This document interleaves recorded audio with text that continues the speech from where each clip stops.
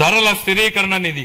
గత ప్రభుత్వం ధరల స్థిరీకరణ నిధికి భారీ కేటాయింపులు చేసినప్పటికీ వాటిని సమర్థవంతంగా వినియోగించలేదు. 2019-24 మధ్య కాలంలో ధరల స్థిరీకరణ నిధికి 7,500 కోట్లను బడ్జెట్ లో కేటాయించినప్పటికీ 5 ఏళ్ల కాలంలో 880 కోట్లను మాత్రమే, కేవలం 880 కోట్లను మాత్రమే 5 ఏళ్లలో ఖర్చు చేశారు.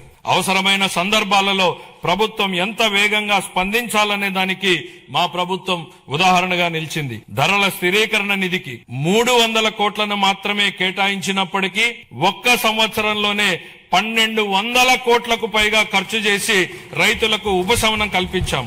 తోతాపురి మామిడి రైతులు, ఉల్లి రైతులు, కోకో గింజల సాగుదారులు, పొగాకు రైతులకు తదితరులకు మద్దతు అందించాం. ఈ 26-27 ఆర్థిక సంవత్సరానికి గాను ధరల స్థిరీకరణ నిధికి 500 కోట్ల రూపాయలను కేటాయింపును ప్రతిపాదిస్తున్నాను.